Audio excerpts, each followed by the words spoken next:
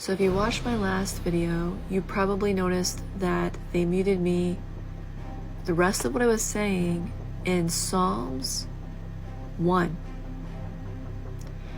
And it has to do with God's requirements. I have to be careful with words, but his requirements. And meditation. Meditating on God's requirements, day and night. You'll be planted like a tree by streams of water. So during these trials and tribulations, meditation on the word is good for you. It keeps you in the right mind. And it keeps you by his side. The word is him. Essentially, it's him. So I'm actually going to read Exodus and I pray that you guys can see what I'm seeing. This was literally after I literally woke up and I barely could open my eyes and was doing my reading, trying to read the Bible in a whole year. And as I was reading, I was in my 3 chapters and I saw the Exodus. And I'm like, okay, now I see a little bit more clearly. And we're also reading the book of Jeremiah, which tomorrow, God willing, I'm going to continue reading Jeremiah. But the Lord's showing me so much in Jeremiah too that I didn't see before.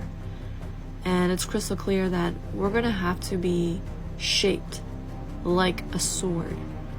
As iron sharpens iron, so does a friend. Jesus is our friend. And I had a vision. I shared it in the last video, but I'll share it again.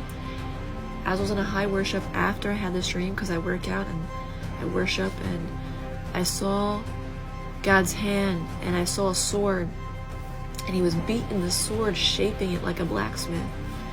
And I saw it was people. He was shaping us like a black. And we had to go through some beatings in life, you know.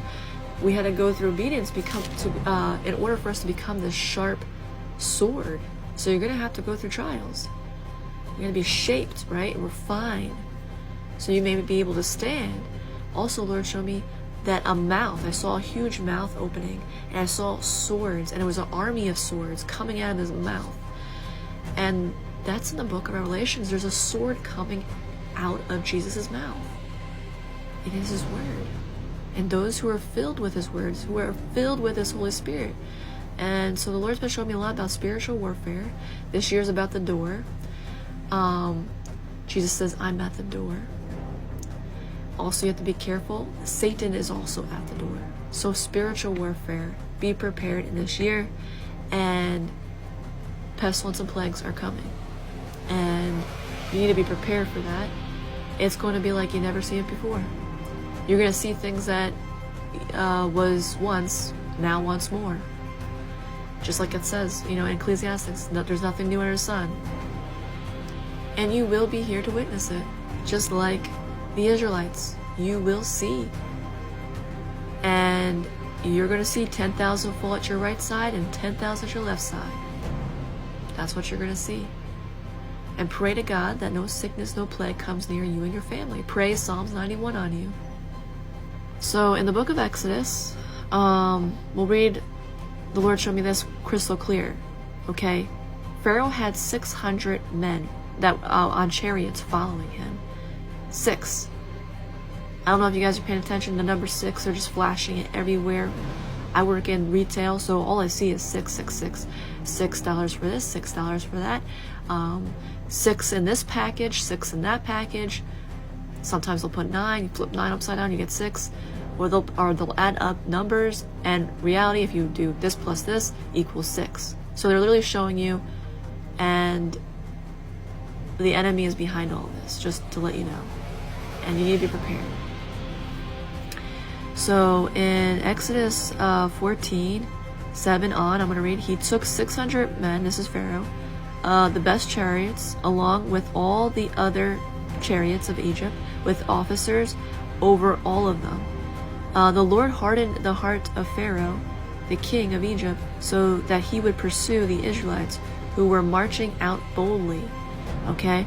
And the Egyptians, all Pharaoh's horsemen and chariots and horsemen and troops, pursued the Israelites and overtook them as they camped by the sea near Pi Harthon. opposite of Baal Zephon. So as Pharaoh approached the Israelites, he looked up, and there were the Egyptians.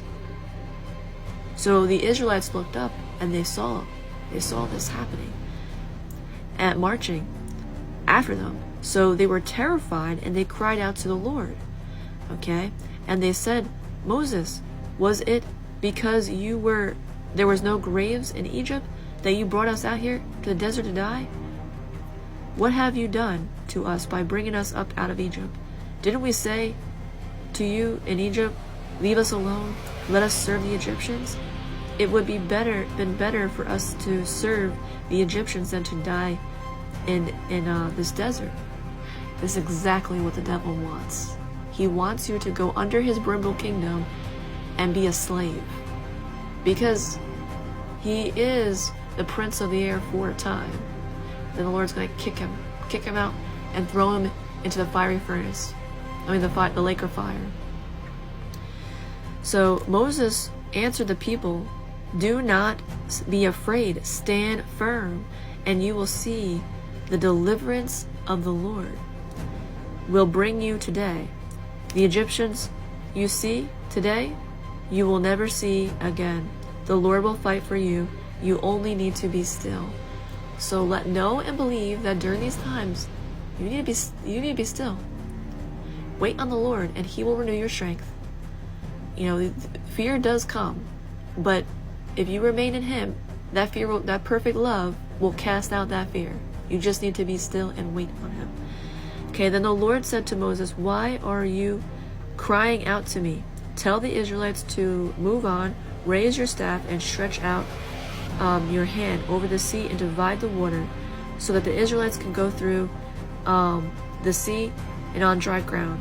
I will harden the hearts of the Egyptians so that they will go in after you, and I will gain glory. So God gains glory through His enemies. He uses His enemies to gain glory through His chariots and His horsemen.